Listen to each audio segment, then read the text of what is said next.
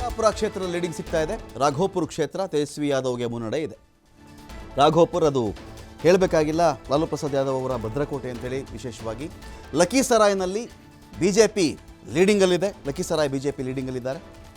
ತಾರಾಪುರದಲ್ಲಿ DCM ಸಾಮ್ರಾಟ್ಗೆ ಒಂದು ಕಡೆ ಮುನ್ನಡೆ ಇದೆ. ಮೊನ್ನೆ ಕಿತ್ತಾಡ್ಕೊಂಡ್ಬಿಟ್ಟಿದ್ರು ಉಪಮುಖ್ಯಮಂತ್ರಿ ಮತ್ತು ಅವರದ್ದೇ ಪಕ್ಷದ ಇನ್ನೊಬ್ಬ ನಾಯಕ ಜೋರ ಕಿತ್ತಾಡ್ಕೊಂಡ್ಬಿಟ್ಟಿದ್ರು. ಓಪನ್ ಆಗಿ ಬೀದಿಲಿ ನಿಂತ್ಕೊಂಡು ಕಿತ್ತಾಡಿದ್ರು. ಅದರಲ್ಲಿ ಇದೀಗ DCM ಲೀಡಿಂಗಲ್ಲಿದ್ದಾರೆ. ಲಖೀಸರಾಯ್ನಲ್ಲಿ ಬಿಜೆಪಿ ಲೀಡನ್ನು ಪಡ್ಕೊಂಡಿದ್ದಾರೆ. ಇಲ್ಲಿ ಬಿಹಾರದ ಮತ ಎಣಿಕೆ ಶುರುವಾಗಿದೆ. ಅಂಚೆ ಮತಗಳ ಎಣಿಕೆ ಒಂದು ಕಡೆ ಸ್ಟಾರ್ಟ್ ಆಗಿದೆ. ಈ ಒಂದು ಇದರಲ್ಲಿ ರಾಘೋಪುರ್ ತೇಜಸ್ವಿ ಯಾದವ್ಗೆ ಲೀಡ್ ಸಿಗ್ತಾ ಇದ್ದರೆ ಒಂದು ಕಡೆ ಸಾಮ್ರಾಟ್ ಅವರು ಕೂಡ ಒಂದು ಕಡೆ ಮುನ್ನಡೆಯಲ್ಲಿದ್ದಾರೆ. ಇಲ್ಲಿ ಕರ್ನಾಟಕದಲ್ಲಿ ಒಬ್ಬರು ಸಾಮ್ರಾಟ್ ಇದ್ದಾರೆ, ಅಲ್ಲೊಬ್ಬರು ಸಾಮ್ರಾಟ್ ಇದ್ದಾರೆ. ಅಶೋಕ್ ಅವರು ಕೂಡ ಒಂದು ಕಾಲಕ್ಕೆ DCM ಆಗಿದ್ದರು. ಇಲ್ಲಿ ಅವ್ರನ್ನ ಸಾಮ್ರಾಟ್ ಅಶೋಕರು ಅಂತ ಕರೀತಾರೆ. ಹೆಸರು ಅಶೋಕ್ ಅಷ್ಟೇ, ಅದರ ಸಾಮ್ರಾಟ್ ಅಂತ ಕರೀತಾರೆ. ಅಲ್ಲಿ ಕೂಡ ಒಬ್ಬರು ಸಾಮ್ರಾಟರು ಇದ್ದಾರೆ ಬಿಜೆಪಿಗೆ ಬಿಹಾರದಲ್ಲಿ. ಇರಲಿ, ಡಿಬೇಟ್ ಸ್ಟಾರ್ಟ್ ಮಾಡ್ತಾ ಇದ್ದೀನಿ. ಪಾಲ್ಗೊಳ್ಳೋದಕ್ಕೆ ನಮಗೆ ಉತ್ಕರ್ಷ್ ಜಾಯ್ನ್ ಆಗಿದ್ದಾರೆ, ಬಿಜೆಪಿ ವಕ್ತಾರರು. ಸ್ವಾಗತ ಉತ್ಕರ್ಷ್ ನಿಮಗೆ ಡಿಬೇಟ್ಗೆ. ಡಾಕ್ಟರ್ ಸತೀಶ್ ಅವರಿದ್ದಾರೆ, ಆಮ್ ಆದ್ಮಿ ಪಕ್ಷದ ವಕ್ತಾರರು. ಸ್ವಾಗತ ಸತೀಶ್ ಅವರು ನಿಮಗೆ. ಹನ್ಮೇಶ್ ಕೆ ಯಾವಗಲ್ ಅವರಿದ್ದಾರೆ, ಹಿರಿಯ ಪತ್ರಕರ್ತರು. ಸ್ವಾಗತ ನಿಮಗೆ ಹನ್ಮೇಶ್ ಸರ್ ಈ ಒಂದು ಡಿಬೇಟ್ಗೆ. ನಾನು ಮೊದಲಿಗೆ ಉತ್ಕರ್ಷ ಕೇಳ್ಬಿಡ್ತೀನಿ. ಉತ್ಕರ್ಷ, ಟ್ರೆಂಡ್ ಶುರುವಾಗಿದೆ. 33 NDA, ಹೆಚ್ಚು ಕಡಿಮೆ ಮಾತ್ರ ಅರ್ಧಕ್ಕೆ MGB ಇದ್ದಾರೆ, ಮಹಾಗಠಬಂಧನ್. ಅದರ್ಸ್ 7ರಲ್ಲಿದ್ದಾರೆ. ಏನು ನಿಮ್ಮ ಪ್ರೆಡಿಕ್ಷನ್ಸ್ ಏನು ಇವತ್ತಿನ ಮಟ್ಟಿಗೆ? ಸರ್, ಭಾಳ ಸ್ಪಷ್ಟವಾಗಿ ನಮಗೆ ಭಾಳ ವಿಶ್ವಾಸ ಇದೆ. ಏನು ಅಂತಂದರೆ NDA ನಾವು will form the government in Bihar. ಒಂದು ಟನ್ ಲಡ್ಡು ಬೇರೆ ಆಲ್ರೆಡಿ ಕಾಯಿಸ್ಬಿಟ್ಟಿದ್ದಾರೆ, ಬೇಯಿಸ್ಬಿಟ್ಟಿದ್ದಾರೆ. ಹೇಳಿ ಮುಂದಕ್ಕೆ. ಅಲ್ಲ, 150 ಸೀಟ್ಗಳನ್ನು ದಾಟಿ ನಾವು ಅಲ್ಲಿ ಬಹುಮತ ಬರ್ತೀವಿ ಅನ್ನುವಂಥದ್ದು ಬಹಳ ಸ್ಪಷ್ಟವಾಗಿದೆ. ಯಾಕೆ ಅಂತಂದರೆ ನೀವು ನೋಡಿ, ನಿತೀಶ್ ಕುಮಾರ್ ಮತ್ತು ಮೋದಿ ಅವರ ಜೋಡಿ ಏನಿದೆ, ಖಂಡಿತವಾಗ್ಲೂ ಅಲ್ಲಿ ಒಂದು ಒಳ್ಳೆ ರೀತಿಯ ಇಂಪ್ಯಾಕ್ಟ್ ಗ್ರೌಂಡ್ ಲೆವೆಲಲ್ಲಿ ಆಗಿರ್ತಕ್ಕಂಥದ್ದು. ಮತ್ತು ಈಗ ನಿತೀಶ್ ಕುಮಾರ್ ಅವ್ರನ್ನ ಸುಮ್ಗೆ ಸುಶಾಸನ್ ಬಾಬು ಅಂತ ಹೇಳುವಂಥದ್ದಲ್ಲ. ಮತ್ತು ಭಾಳ ಪ್ರಮುಖವಾಗಿ ಬಿಹಾರದಲ್ಲಿ ಮೋದಿಯವ್ರಿಗಿರ್ತಕ್ಕಂಥ ವೈಯಕ್ತಿಕ ವರ್ಚಸ್ಸು, ಜನಪ್ರಿಯತೆ ಇದೆಯಲ್ವಾ, ಡೆಫಿನೆಟ್ಲಿ ಅದನ್ನು ಜನ ಒಪ್ಕೊಂಡಿದ್ದಾರೆ. ಮತ್ತು ಜನ ಇವತ್ತಿಗೂ ಬಿಹಾರದಲ್ಲಿ ಏನಿವತ್ತು ಮಹಾಗಠಬಂಧನ್ನ ಜಂಗಲ್ ರಾಜನ್ ಇವತ್ತಿಗೂ ಜನ ಮರ್ತಿಲ್ಲ. ಇವತ್ತಿಗೂ ಎಷ್ಟೋ ಬಿಹಾರದ ಹಳ್ಳಿಗಳಿಗೆ ಹೋದರೆ ಜನ ಲಾಲು ಯಾದವ್ ಕಿ ನಿತೀಶ್ ಜಂಗಲ್ ರಾಜ್ ಭಾಗನೇ ಅಲ್ವೇನ್ರಿ ಒಂದು ಕಾಲಕ್ಕೆ? ನೀವು ಈಗೇನೋ ಅವ್ರು ಬ್ರಾಂಡ್ ಚೇಂಜ್ ಮಾಡಿ 1990 ನಿತೀಶ್ ಯಾವಾಗ ಜಂಗಲ್ ರಾಜ್ ಭಾಗ ಆಗಿರಲಿಲ್ಲ. ನಿತೀಶ್ ಯಾರ ಜೊತೆ ಸರ್ಕಾರ ಮಾಡಿಲ್ಲ ಅಂತ ಫಸ್ಟ್ ಹೇಳಿ ನನಗೆ. ಬಿಹಾರದಲ್ಲಿ ನಾಳೆ ಬಿಟ್ಟರೆ ಜನಸ್ವರಾಜ್ ಜೊತೆನೂ ಪಾರ್ಟಿ ಮಾಡ್ಬಿಡ್ತಾರೆ ಅವರು. ಅಲ್ಲ, ಅದು ಅವರ ಪಾರ್ಟಿಯ ಡಿಸಿಷನ್. ಬಟ್ ನಾನು ಹೇಳ್ತಿರೋಂಥದ್ದು, ಲಾಲು ಯಾದವ್ ಅವರು ಅಧಿಕಾರದಲ್ಲಿದ್ದಾಗ 1990ರಿಂದ 2005ರವರೆಗೂ ಎಷ್ಟೆಲ್ಲ ದುರಾಡಳಿತವನ್ನ ಮಾಡಿರುವಂಥದ್ದು ಇವತ್ತಿಗೂ ಕೂಡ ಬಿಹಾರದ ಜನತೆ ಮರ್ತಿಲ್ಲ. ಮತ್ತೆ ನಿತೀಶ್ ಕುಮಾರ್ ಅವರ ಬಗ್ಗೆ ಪಾಸಿಟಿವ್ ಒಂದು ಒಪಿನಿಯನ್ ಏನು ಅಂತಂದ್ರೆ, ಒಂದೇ ಒಂದು ಭ್ರಷ್ಟಾಚಾರದ ಆರೋಪ ಅವ್ರ ಮೇಲೆ ವೈಯಕ್ತಿಕವಾಗಿಲ್ಲ. ಮತ್ತೆ ಅಭಿವೃದ್ಧಿ ಕೆಲಸಗಳು ಅಷ್ಟೇ ವೇಗವಾಗಿ ಡಬಲ್ ಇಂಜಿನ್ ಗವರ್ಮೆಂಟ್ ಏನು ಬಿಜೆಪಿ ಮತ್ತು JDU ಬಹಳ ಚೆನ್ನಾಗಿ ಅಲ್ಲಿ ಉತ್ಕೃಷ್ಟವಾಗಿ ಮಾಡ್ಕೊಂಡ್ ಬಂದಿರತಕ್ಕಂಥದ್ದು. ಈಗ ಮೊನ್ನೆ ಎಲ್ಲರೂ ಕೂಡ 10,000 ಅಕೌಂಟ್ಗೆ ಹಾಕ್ಬಿಟ್ರಿ ನೀವು ಅಂತ ಹೇಳಿದ್ರು. ಆದ್ರೆ ನಿಜವಾಗ್ಲೂ ಏನದು ಮುಖ್ಯಮಂತ್ರಿ ರೋಜ್ಗಾರ್ ಒಂದು ಯೋಜನೆ ಅಡಿಯಲ್ಲಿ ಚುನಾವಣೆ ಘೋಷಣೆಗೆ ಮುನ್ನ ಹಾಕಿರ್ತಕ್ಕಂಥ 10,000 ಅಮೌಂಟ್ ಅದು. ಅದೇನು ಇಲ್ಲಿನ ರೀತಿ ನಾಳೆ ಚುನಾವಣೆ ಅಂದ್ರೆ ಹಿಂದಿನ ದಿವಸ 2,000 ಅಕೌಂಟ್ಗೆ ಹಾಕ್ದಂಗಲ್ಲ. ಮತ್ತೆ ಪ್ರಮುಖವಾಗಿ ಗೃಹಲಕ್ಷ್ಮಿ ಅಂತಾರ್ರಿ, ಗೃಹಲಕ್ಷ್ಮಿ ಬೇರೆ ಸಮಯದಲ್ಲಿ ಹಾಕಕ್ಕಾಗೋದಿಲ್ಲ ಇಲ್ಲಿನ ಕಾಂಗ್ರೆಸ್ಗೆ. ಮತ್ತೆ ಜಾತಿ ಗಣತಿ ಜಾಗರಣೆ ಮಾಡ್ತಿದ್ರೆ ನಿದ್ರೆ ಮಾಡ್ತಿದ್ರ ಅಂತ, ಅದು ಮುಖ್ಯಮಂತ್ರಿ ರೋಜ್ಗಾರ್ ಅಭಿಯಾನ ಅಡಿಯಲ್ಲಿ ಚುನಾವಣೆ ಘೋಷಣೆಗೆ ಮುನ್ನ ಹಾಕಿರ್ತಕ್ಕಂಥದ್ದು. ಏನ್ ನಾಳೆ ಚುನಾವಣೆ ಅಂದ್ರೆ ಇವತ್ತು ಸರ್ಕಾರ ಇಟ್ಕೊಂಡು ಏನೇನೋ ಹೇಳ್ತಿರಲ್ರಿ ನೀವು, ನಿಮ್ದೇ ಸರ್ಕಾರ ಹೇಳ್ತಿರೋಂಥದ್ದು. ಇಲ್ಲಿ ರೀತಿ ಡೋಂಗಿತನ ಮಾಡ್ಲಿಲ್ಲ. ಈಗ ನೋಡಿ, ಜಾತಿ ಗಣತಿನೂ ಕೂಡ ನಿತೀಶ್ ಕುಮಾರ್ ಯಾರು, he comes from the backward classes Khurmi. ಆದ್ರೆ ಬಹಳ ಉತ್ಕೃಷ್ಟವಾಗಿ ಒಂದು ಸೆನ್ಸಸ್ ಅನ್ನು ಮಾಡಿ ಅಸ್ತಿತ್ವಕ್ಕೆ ತಂದು ಅವ್ರಿಗೆ ಏನೇನ್ ರಿಸರ್ವೇಶನ್ ಕೊಡಬೇಕು ಕರೆಕ್ಟ್ ಆಗಿ ಕೊಟ್ರು. ಇಲ್ಲಿನ ತರ ಡೋಂಗಿತನ ಮಾಡ್ಲಿಲ್ಲ. ಅವ್ರು ಯಾವ್ದೋ ಬೇಕಾಗಿರೋ ಜಾತಿಗಳನ್ನ ಜಾಸ್ತಿ ತೋರಿಸ್ಬೇಕು, ಎತ್ಕಟ್ಟುವಂತ ಕೆಲಸ ನಿತೀಶ್ ಕುಮಾರ್ ಎಲ್ಲೂ ಕೂಡ ಮಾಡ್ಲಿಲ್ಲ. ಅದಕ್ಕೆ ಉದಾಹರಣೆ ಒಂದೇ ಒಂದು ಜಾತಿ ಕಲಹ ಬಿಹಾರದಲ್ಲಿ ಆಗ್ಲಿಲ್ಲ. ಮತ್ತೆ ಬಹಳ ಪ್ರಮುಖವಾಗಿ ನಲಂದ ವಿಶ್ವವಿದ್ಯಾನಿಲಯಕ್ಕೆ ಕೇಂದ್ರ ಸರ್ಕಾರದ ಸಹಯೋಗದಿಂದ 3,200 ಕೋಟಿ ಕೊಟ್ಟಿರ್ತಕ್ಕಂಥದ್ದು ಮೋದಿ ಅವರು. ಮತ್ತೆ ನೀವು ವಿದ್ಯುತ್ಕರಣ ನೋಡಿ, ಸೌಭಾಗ್ಯ ಸ್ಕೀಮ್ ಎಲ್ರಿಗೂ ಕೂಡ ಬಹಳ ಪ್ರಚಲಿತವಾಗಿರ್ತಕ್ಕಂಥದ್ದು. 100% ಅಲ್ಲಿ ಎಲೆಕ್ಟ್ರಿಫಿಕೇಶನ್ ವಿದ್ಯುತ್ಕರಣ ಆಗಿರ್ತಕ್ಕಂಥದ್ದು. ಹೈವೇ ಕನೆಕ್ಟಿವಿಟಿ ಅತ್ಯಂತ ದುಸ್ಥಿತಿಯಲ್ಲಿತ್ತು ಬಿಹಾರ. ಇವತ್ತು ಸಮಸ್ತಿಪುರ ಈ ರೀತಿ ಅನೇಕ ಕಡೆಗಳಲ್ಲಿ ಹೈವೇ ಕನೆಕ್ಟಿವಿಟಿ ಅತ್ಯಂತ ಉತ್ಕೃಷ್ಟವಾಗಿ ಡಬಲ್ ಇಂಜಿನ್ ಗವರ್ಮೆಂಟ್ ಕೆಲಸ ಮಾಡಿರುವಂಥದ್ದು. ಮತ್ತೆ ಒಂದು ಬಹಳ ಪ್ರಮುಖವಾಗಿ ಇನ್ನೊಂದು ಪ್ರಮುಖ ಅಂಕಿಅಂಶ ಏನು ಅಂತಂದ್ರೆ ನೋಡಿ, ಎಲ್ಲರೂ ಕೂಡ ಹೇಳ್ತಾರೆ ಮೋದಿ ಅವರ ಕೊಡುಗೆ ಏನು, NDA ಏನ್ ಮಾಡಿದೆ ಅಂತ. ಆದ್ರೆ ನೋಡಿ, 9,23,00,000 ಕೇಂದ್ರ ಸರ್ಕಾರ ಬಿಹಾರಕ್ಕೆ ಕೊಟ್ಟಿರ್ತಕ್ಕಂಥದ್ದು. 73 ಲಕ್ಷ ರೈತರಿಗೆ ಕಿಸಾನ್ ಸಮ್ಮಾನ್ ಯೋಜನೆ ಅಡಿಯಲ್ಲಿ ಅವ್ರಿಗೆ ಪ್ರತಿ ವರ್ಷ 6,000 ಹಾಕಿರ್ತಕ್ಕಂಥದ್ದು. 1,57,00,000 ಮನೆಗಳಿಗೆ ಜಲಜೀವನ್ ಮಿಷನ್ ಅಡಿಯಲ್ಲಿ ವಾಟರ್ ಕನೆಕ್ಟಿವಿಟಿ ಮಾಡಿರ್ತಕ್ಕಂಥದ್ದು. ಪ್ರಧಾನ ಮಂತ್ರಿ ಗ್ರಾಮೀಣ ಆವಾಸ್ ಯೋಜನೆ ಅಡಿಯಲ್ಲಿ 49 ಲಕ್ಷ ಮನೆಗಳನ್ನು ಕೊಟ್ಟಿರ್ತಕ್ಕಂಥದ್ದು. ಕೊಡುಗೆಗಳನ್ನ NDA ಗವರ್ಮೆಂಟ್ ಬಿಹಾರಕ್ಕೆ ಮಾಡಿರ್ತಕ್ಕಂಥದ್ದು. ಸತೀಶ್ ಅವರು ಏನು ಬಿಹಾರದ ಕಥೆ ಏನು ಅಂತೇಳಿ, ಈಗ ಒಂದು ಕಡೆ ನಿಮ್ಮ ಲೋಕಸಭಾ ಚುನಾವಣೆಯ ಜೊತೆಗಾರ ಕಾಂಗ್ರೆಸ್ನ ನಾಯಕ ರಾಹುಲ್ ಗಾಂಧಿ ಬಹಳಷ್ಟು ವಿಚಾರಗಳ ಬಗ್ಗೆ ಪ್ರೆಸ್ ಮೀಟನ್ನು ಮಾಡ್ತಾಯಿದ್ರು. ಹರಿಯಾಣದಲ್ಲಿ ಅನ್ಯಾಯ ಆಗಿಬಿಟ್ಟಿದೆ, ಅಲ್ಲಿ ಅನ್ಯಾಯ ಆಯಿತು, ಚುನಾವಣಾ ಆಯೋಗವೇ ಸರಿ ಇಲ್ಲ, ಹಾಗೆ ಹೀಗೆ ಅಂತೆಲ್ಲ. ಇವತ್ತಿನ ಅವ್ರ ಪಾರ್ಟ್ನರ್ಸ್ ಅಲ್ಲ, ಅದು ಬೇರೆ ವಿಚಾರ. ಏನು ಬಿಹಾರದ ಏನು ಆಗ್ತಿದೆ, ಏನು ನಡೆದಿದೆ ಅಂತೇಳಿ ಪಲ್ಟು ಕುಮಾರ್ ಅಂತಾರೆ. The other side of Nitish Kumar ಈಗೆಲ್ಲ ಅಭಿವೃದ್ಧಿ ಅದು ಇದು ಅಂತ ಮಾತಾಡಿದ್ರಲ್ಲ, ಇದೇ ಬಿಹಾರಕ್ಕೆ ಸಂಬಂಧಪಟ್ಟಂತೆ ಇದೇ ನಿತೀಶ್ ಕುಮಾರ್ ಇಂಥವರೊಂದಿಗೆ ಸರ್ಕಾರ ಮಾಡಿಲ್ಲ ಅನ್ನೋದು ಇಲ್ಲವೇ ಇಲ್ಲ. ಸಾಯಂಕಾಲ ಇದ್ದ ಮಾತು ರಾತ್ರಿಗಿಲ್ಲ, ರಾತ್ರಿ ಇದ್ದ ಮಾತು ಬೆಳಗ್ಗೆಗಿಲ್ಲ. 15 ಬ್ರಿಡ್ಜ್ ಬಿದ್ದೋಯ್ತು, ಎವ್ರಿ ಆಲ್ಟರ್ನೇಟಿವ್ ಡೇ 15 ಬ್ರಿಡ್ಜ್ ಬಿದ್ದೋಯ್ತು. ಇದೇ ಬಿಹಾರದಲ್ಲೇ ನಾನು ಮಾತಾಡ್ತಿರೋದು. ಇವ್ರ ಅಕೌಂಟ್ಗೆ ಇವರು ದುಡ್ಡು ಹಾಕಿದ್ದಾರೆ, ಕಾಂಗ್ರೆಸ್ ಅವರು ದುಡ್ಡು ಹಾಕ್ತಾರೆ, ಇನ್ನೊಬ್ಬರು ದುಡ್ಡು ಹಾಕಬಹುದು. ದುಡ್ಡು ಹಾಕಿ ಗೆಲ್ಲುವು ಸುಲಭ ಅಂತ ಆಗಿಬಿಟ್ರೆ ಎಲ್ಲ ರೂಲಿಂಗ್ ಪಾರ್ಟಿಗಳಿಗೆ ಇನ್ಮೇಲೆ ಇದೆ ಟ್ರೆಂಡೇ ಇದು. ಅಕೌಂಟ್ ದುಡ್ಡು ಹಾಕ್ಬಿಡ್ತೀನಿ, ನನಗೆ ಓಟ್ ಬರುತ್ತೆ ಅಂತ ಹೇಳಿ ಮೊದಲು ಕೈ ಕೊಡ್ತಿದ್ರಲ್ಲ, ಈ ಅಕೌಂಟ್ಗೆ ಹಾಕ್ಬಿಡ್ತಾರೆ, ಅಷ್ಟೇ ವ್ಯತ್ಯಾಸ. ಹೌದು ರಮಾಕಾಂತ್ ಅವರೇ, ನೀವು ಹೇಳ್ದಾಗೆ ಇವತ್ತೇನಾಗಿದೆ ಅಂತ ಹೇಳಿದ್ರೆ ಅನೇಕ ನ್ಯೂನ್ಯತೆಗಳನ್ನ ನಾವು ಕಂಡುಹಿಡಿಬೋದು. ಒಂದು ಕಡೆ ಪಕ್ಷ ಇವ್ರು ಹೇಳ್ಬೋದು ಏನು ಇವ್ರದ್ದು ಸಮ್ಮಿಶ್ರ ಡಬಲ್ ಇಂಜಿನ್ ಸರ್ಕಾರ, ಇಲ್ಲೂ ಎಲ್ಲ ಕಡೆನೂ ನಾವು ನೋಡಿದ್ದೀವಿ. ಡಬಲ್ಲು, ತ್ರಿಬಲ್ಲು, 4 ಇಂಜಿನ್ನು ಇಡೀ ದೇಶದಲ್ಲಿ ಕಾಂಗ್ರೆಸ್ ಇದ್ದಾಗಲೂ ಅಷ್ಟು ನೋಡಿಲ್ಲ, ಇವ್ರ ಅವಧಿಯಲ್ಲಿ ನೋಡಿದೆ. ಇವತ್ತು ಹೇಗಾಗಿದೆ ಅಂತ ಹೇಳಿದ್ರೆ ಇದೊಂಥರ ವ್ಯವಸ್ಥಿತವಾಗಿ ಮ್ಯಾನಿಪುಲೇಟ್ ಮಾಡ್ತಾಯಿದ್ದಾರೆ ಜನಗಳನ್ನ. ನೋಡಿ, ನೀವು ಎಷ್ಟೊಂದು ಭ್ರಷ್ಟಾಚಾರ ಇಲ್ಲ, ಇದು ಇಲ್ಲ ಅಂತ ಹೇಳ್ತಾರೆ, ಅಲ್ಲಿ ವ್ಯಾಪಕವಾದ ಭ್ರಷ್ಟಾಚಾರ, ನಿರುದ್ಯೋಗ. ಇವರೇನು 2020 ಇವ್ರದ್ದು ಮ್ಯಾನಿಫೆಸ್ಟೋ ಅಂತ ತೆಗೆದು BJP-ನವ್ರು ನೋಡ್ಕೋಬೇಕು.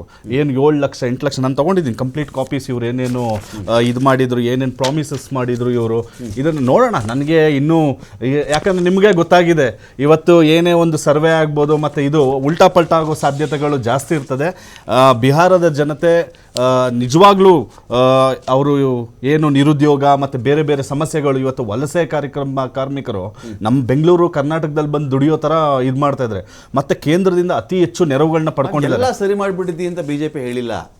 ಜಂಗಲ್ ರಾಜ್ಯದಂತ ಸ್ಥಿತಿನ ಬಹಳಷ್ಟು ಅಲ್ಲಿ ನೋಡಿ, 20 ವರ್ಷ ಆಡಳಿತ ಮಾಡಿದ್ದಾರೆ. 20 ವರ್ಷ ಆಡಳಿತ ಮಾಡಿದ್ಮೇಲೆ ಮತ್ತೆ ಇದೇ ಜಂಗಲ್ ರಾಜು. ಬಿಜೆಪಿ ಅಜೆಂಡಾ ಏನಿದೆ? ಅವರು ಇವಾಗ 70 ವರ್ಷ ಕಾಂಗ್ರೆಸ್, 70 ವರ್ಷ ಕಾಂಗ್ರೆಸ್. ನೋಡ್ರಿ, 1 ಕೋಟಿ ಉದ್ಯೋಗ ಹೇಳಿದಾರಲ್ರಿ ಈಗ ಸತಿ ಹೇಳಿದಾರಷ್ಟೇ. ಇಲ್ಲೂ ಹೇಳಿದ್ರಪ್ಪ, ಎಲ್ಲಿ ಡೆಲಿವರ್ ಮಾಡಿದ್ರ? ನೋಡಿ, ಇವರು BJP ಅವರು ಎಂತ ನಿಸ್ಸೀಮ್ರು ಅಂತ ಹೇಳಿದ್ರೆ ಜನರಿಗೆ ಮಕ್ಮಲ್ ಟೋಪಿ ಹಾಕೋದ್ರಲ್ಲಿ ನಿಸ್ಸೀಮ್ರು. ಅದರಲ್ಲಿ ನಾನು ಎಲ್ಲಾ ದಾಖಲೆ ಸಹಿತ ಕೊಡ್ತೀನಿ. ಇವ್ರು ಏನೇನ್ ಘೋಷಣೆ ಮಾಡಿದ್ರು, ಇವತ್ತು ಡೆಲ್ಲಿಯಲ್ಲೇ ತಗೊಂಡ್ಬಿಟ್ಟು ನಾವೆಲ್ಲಾ ಕೊಡ್ತೀವಿ ಅಂತ ಹೇಳಿದ್ರು. ಇವತ್ತು ಜನ ಬೀದಿಲ್ ಬಾಯ್ ಬಡ್ಕೋತಾ ಇದಾರೆ. ಮತ್ತೆ ಒಂದು ಟೈಮ್ ಅಲ್ಲಿ ಇವ್ರು ಏನು ಉಚಿತ ರೇವಡಿ ಅಂತ ಹೇಳಿ ಇವ್ರು ಏನು ಟೀಕೆ ಮಾಡಿದ್ರು, ಇವತ್ತು ಅದೇ ಒಂದು ಸ್ಟ್ರಾಟಜಿ ಏನು ಆಮ್ ಆದ್ಮಿ ಪಾರ್ಟಿ ಏನು ಹೊಸ ಒಂದು ಇಂಟ್ರಡಕ್ಷನ್ ತಂದಿತ್ತು ಭಾರತದ ರಾಜಕಾರಣದಲ್ಲಿ, ಇವತ್ತು ಆ ರಾಜಕಾರಣದ ಹಿಂದೆ ಹೋಗ್ತಾ ಇದಾರೆ. ಆದ್ರೆ ಇದನ್ನ ಡಿಲಿವರ್ ಮಾಡ್ತಾ ಇಲ್ಲ. ನೋಡೋಣ, ಬಿಹಾರದ ಜನತೆಗೂ ಸಹ ಎಲ್ಲಾ ಪಕ್ಷಗಳು ಒಂದು ಇದನ್ನು ಕೊಟ್ಟಿದ್ದಾರೆ, ಯಾವ ರೀತಿ ಸ್ವೀಕಾರ ಮಾಡಿದ್ದಾರೆ ಅಂತ ನೋಡಬೇಕಾಗ್ತದೆ. ಆಫ್ಟರ್ 2014 ಎಲೆಕ್ಷನ್ ಸ್ಟ್ರಾಟಜಿಗಳ ವಿಚಾರದಲ್ಲಿ ಬಹಳಷ್ಟು ಬದಲಾವಣೆ ಆಗಿದೆ. 2014 ಅದು ಮೋದಿಯವರ ಮುಖವಾಡ ಹಾಕೋತಾರೋ, ಸೋಷಿಯಲ್ ಮೀಡಿಯಾದಲ್ಲಿ 11 ಕೋಟಿ ಯುವ ಮತದಾರರನ್ನು ಸೆಳೆಯುವಂಥ ಕ್ಯಾಂಪೇನ್ಗಳನ್ನು ಮಾಡ್ತಾರೋ, ಏಕಾಏಕಿ ನೋಟ್ ಬ್ಯಾನ್ ಮಾಡ್ತಾರೋ, GST ತರ್ತಾರೋ, ಅಥವಾ ಏಕಾಏಕಿ ರೇವಡಿ ಅಂತ ಹೇಳ್ತಿದ್ದಂಥ ಇದೇ ನರೇಂದ್ರ ಮೋದಿಯವರು ಈ ಥರ ಫ್ರೀ ಕೊಟ್ಬಿಟ್ರೆ ದೇಶ ದಿವಾಳಿ ಆಗುತ್ತೆ ಅಂತ ಯಾವ ಮನುಷ್ಯ ಮಾತಾಡಿದ್ರೋ ಅದೇ ಮನುಷ್ಯ ನಾನು 10,000 ಅಕೌಂಟ್ಗೆ ಹಾಕ್ತೀನಿ ಅಂತ ಇವತ್ತು ಅದೇ ಮನುಷ್ಯ ಹೇಳ್ತಾರೆ. ಇದು ಬೇಕು ಅಂತ ಎಲೆಕ್ಟ್ರಿಫಿಕೇಷನ್ ಅದು ಮಾಡಿಬಿಟ್ಟಿದ್ದೀವಿ, ಇದು ಮಾಡಿಬಿಟ್ಟಿದ್ದೀವಿ, ವಿದ್ಯುತ್ ಫ್ರೀ ಕೊಡ್ತೀವಿ. Same Aam Aadmi of late ಏನು ಇಂಪ್ಲಿಮೆಂಟನ್ನು ಮಾಡ್ಕೊಂಡು ಬಂತೋ ಕಾಂಗ್ರೆಸ್ ಅವ್ರು ಹೇಳ್ಕೊಳ್ತಾರೆ, ರೀ ನಾವು ಅವತ್ತಿಗೆ ಕೊಟ್ಟಿದ್ದೀವಿ ರೀ ಗೌರ್ಮೆಂಟ್ ಸ್ಕೂಲ್ ಫ್ರೀ, ಆಸ್ಪತ್ರೆ ಫ್ರೀ, ಅದನ್ನು ಇವರು ಹೊಸ ಮಾಡ್ರನ್ ರೂಪದಲ್ಲಿ ಆಮ್ ಆದ್ಮಿಯವರು ಮಾಡಿಬಿಟ್ಟಿದ್ದಾರೆ ಅಂತ. ಇರಲಿ, ಯಾರು ಕಾಪಿ ಮಾಡ್ಕೊಳ್ಳಿ. ಕರುಣಾನಿಧಿನೂ ಮಾಡಿದ್ದಾರೆ, ಅಣ್ಣಾದುರೈಯೂ ಮಾಡಿದ್ದಾರೆ, ಜಯಲಲಿತಾನೂ ಮಾಡಿದ್ದಾರೆ, ಇಡ್ಲಿಯಿಂದನೂ ಮಾಡಿಬಿಟ್ಟಿದ್ದಾರೆ ಅವರು, ಬೇರೆ ವಿಚಾರ. ಸೊ ಸ್ಟ್ರಾಟಜಿಗಳ ವಿಚಾರದಲ್ಲಿ ಅಪ್ಗ್ರೇಡ್ ಆಗೋದು. ಎದುರಾಳಿನೇ ಆ ಸ್ಟ್ರಾಟಜಿ ಮಾಡಿದರೆ ಎದುರಾಳಿ ಕೂಡ ಅವನಿಗೆ ಮರ್ತು ಹೋಗಬೇಕು, ಅದಕ್ಕಿಂತ ಚೆನ್ನಾಗಿ ನಾನು ಆ ಸ್ಟ್ರಾಟಜಿ ಮಾಡಬಲ್ಲೆ ಅನ್ನೋದನ್ನು ಪ್ರೆಸೆಂಟ್ BJP ಸ್ಟೇಟಲ್ಲಿ ಅಥವಾ ಟೋಟಲ್ ನೇಷನ್ನಲ್ಲಿ ಮಾಡ್ತಾ ಇದೆಯಾ ಅಂತ. ನಿಜ, ಅದು ಯಾರು ವಿರೋಧ ಮಾಡಿರ್ತಾರ ಕೆಲವೊಂದು ರಾಜಕೀಯ ಕಾರಣಕ್ಕಾಗಿ ಮತ್ತು ಎಲ್ಲ ರಾಜಕೀಯ ಪಕ್ಷಗಳು ಎಷ್ಟೇ ಅಭಿವೃದ್ಧಿ ಕೆಲಸಗಳನ್ನು ಮಾಡಲಿ, ಒಳ್ಳೆ ಆಡಳಿತವನ್ನು ಕೊಡಲಿ, ಕೊನೆಗೆ ಚುನಾವಣೆ ಗೆಲುವು ಅನ್ನೋದು ಒಂದು ರಾಜಕೀಯ ಪಕ್ಷಕ್ಕೆ ಬಹಳ ಮುಖ್ಯ ಆಗುತ್ತೆ. ನಾವು ಕರ್ನಾಟಕದ ಉದಾಹರಣೆ ತಗೋಬಹುದು. ಹಿಂದೆ SM ಕೃಷ್ಣ ಅವರಿದ್ದಾಗ ಒಳ್ಳೆ ಆಡಳಿತ ಕೊಟ್ಟಿದ್ರು, ಅವರು ಸ್ವಲ್ಪ ಬೇಗನೆ ಚುನಾವಣೆಗೆ ಹೋದ್ರು, ಜನರು ಅವ್ರನ್ನ ಸೋಲಿಸ್ಬಿಟ್ರು. 6 ತಿಂಗಳ ಮುಂಚೆನೇ ಹೇಳ್ಬಿಟ್ರು ಅವ್ರು, SM ಕೃಷ್ಣ ಅವರು ಎಲೆಕ್ಷನ್ಗೆ ಬಂದ್ಬಿಟ್ರು ಅವರು.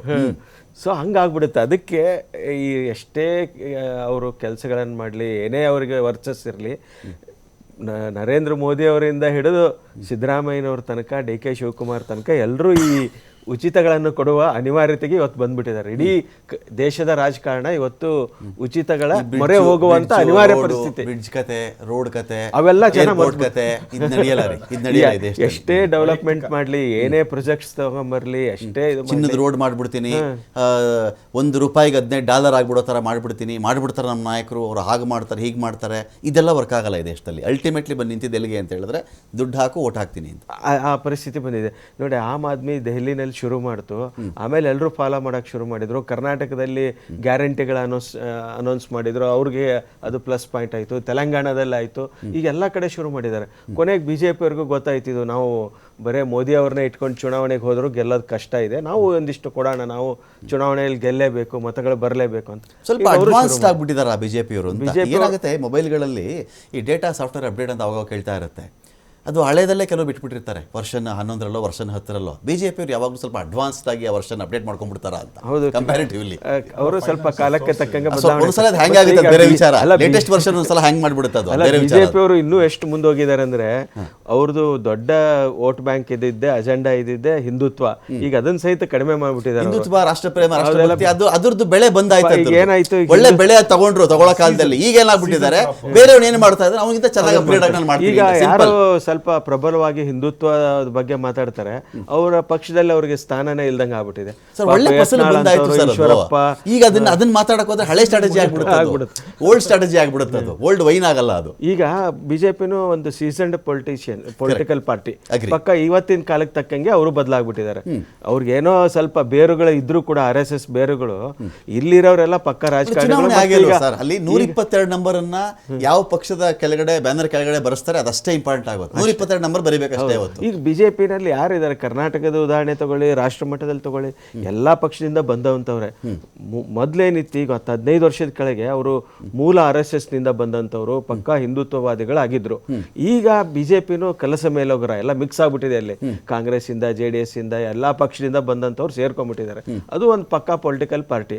ಅವ್ರಿಗೆ ರಾಜಕೀಯವಾಗಿ ಏನ್ ಮಾತಾಡ್ಬೇಕು, ರಾಜಕೀಯವಾಗಿ ಯಾವ ವಿಷಯವನ್ನು ತೆಗೆದುಕೋಬೇಕು, ಅದನ್ನ ಮಾತ್ರ ತಗೊಂಡು ಹೋರಾಟ ಮಾಡ್ತಾರೆ. ಮಿಶ್ರತಳಿ ಬೇಸಾಯ ಹಂಗಾಗ್ಬಿಟ್ಟಿದೆ. ಯಾರು ನಿಜವಾದ ಹಿಂದುತ್ವದ ಬಗ್ಗೆ ಮಾತಾಡ್ತಾ ಇದ್ರು, ಅವರೆಲ್ಲ ಅಲ್ಲಿ ಮೂಲ ಗುಂಪು ಆಗ್ತಾ ಇದ್ದಾರೆ. ಇದು ಬದಲಾವಣೆ ಆಗಿರುವಂತ ಇಡೀ ದೇಶದ ರಾಜಕಾರಣ. ಸ್ವತಃ ಮೋದಿ ಅವರು ಸಹಿತ ಆ ವಿಷಯದಲ್ಲಿ ಈ ಚುನಾವಣೆಯ ತಂತ್ರಗಳೇನಿದೆ ಅದಕ್ಕೆ ಮೊರೆ ಹೋಗುವಂತ ಅನಿವಾರ್ಯ ಪರಿಸ್ಥಿತಿ ಇವತ್ತು ಬಂದಿದೆ. ನಾನು ನೋಡ್ತಾ ಇದ್ದೀನಿ, ಈಗ 109 ಕ್ಷೇತ್ರಗಳ ಮತ ಎಣಿಕೆ ಸ್ಟಾರ್ಟ್ ಆಗಿರೋದು. 68ರಲ್ಲಿ NDA, 35ರಲ್ಲಿ MGB, ಇತರರು 6. ಮಹಾಗಠಬಂಧನ ಅಂದರೆ ತೇಜಸ್ವಿ ಯಾದವ್ ಲಾಲು ಪ್ರಸಾದ್ ಅವರ ಮಗ ಮತ್ತು ರಾಹುಲ್ ಗಾಂಧಿ ಇವರಿಬ್ಬರು ಸೇರ್ಕೊಂಡು 35 ಸ್ಥಾನದಲ್ಲಿ ಲೀಡಿಂಗಲ್ಲಿದ್ದಾರೆ. ಈ ಕಡೆ ನಿತೀಶ್ ಮತ್ತು ಮೋದಿ ಅವರ ಜೋಡಿ 68ರಲ್ಲಿ ಲೀಡಿಂಗಲ್ಲಿ ಇವರಿದ್ದಾರೆ. 6 ಕ್ಷೇತ್ರಗಳು ಇತರರು ಲೀಡಿಂಗಲ್ಲಿದ್ದಾರೆ. JDU 25. ಪಾರ್ಟಿ ವೈಸ್ ಬಂದಾಗ 40ರಲ್ಲಿ BJP ಹೈಯೆಸ್ಟು. ಇಲ್ಲಿವರೆಗೂ ಸಿಂಗಲ್ ಲಾರ್ಜೆಸ್ಟ್ ಪಾರ್ಟಿ ಮತ ಎಣಿಕೆಗಳ ಮುನ್ನಡೆ ವಿಚಾರದಲ್ಲಿ BJP ಇರೋದು. RJD 33ರಲ್ಲಿದ್ದಾರೆ, JDU 25ರಲ್ಲಿ JDU ಇದೆ. ಕಾಂಗ್ರೆಸ್ ಬರೀ 2ರಲ್ಲಿ ಮಾತ್ರ ಮುನ್ನಡೆ. JSP ಜನಸುರಾಜ್ ಮತ್ತು ಕಾಂಗ್ರೆಸ್ ಇಬ್ಬರು ಈಕ್ವಲ್. ಈಗ ಕಾಂಗ್ರೆಸ್ ಆ್ಯಂಡ್ ಜನಸುರಾಜ್, ಮೊನ್ನೆ ಬಂದಂತಹ ಪಾರ್ಟಿ ಜನಸುರಾಜ್ ಪಾರ್ಟಿ, ಅವರು 2ರಲ್ಲಿ ಲೀಡಿಂಗಲ್ಲಿದ್ದಾರೆ. ಕಾಂಗ್ರೆಸ್ ಪ್ರಾಚೀನ ಪಕ್ಷ, ಪುರಾತನ ಪಕ್ಷ, ಪ್ರಾಗೈತಿಹಾಸಿಕ ಕಾಲದ ಪಕ್ಷ ಅಂತೆಲ್ಲ ಮಾತಾಡ್ಕೊಳ್ತಾರಲ್ಲ, ಅವ್ರು ಲೀಡಿಂಗಲ್ಲಿರೋದು 2ರಲ್ಲಿ. ಅದರ್ಸ್ 4ರಲ್ಲಿ ಮಾತ್ರ ಲೀಡಿಂಗಲ್ಲಿದ್ದಾರೆ.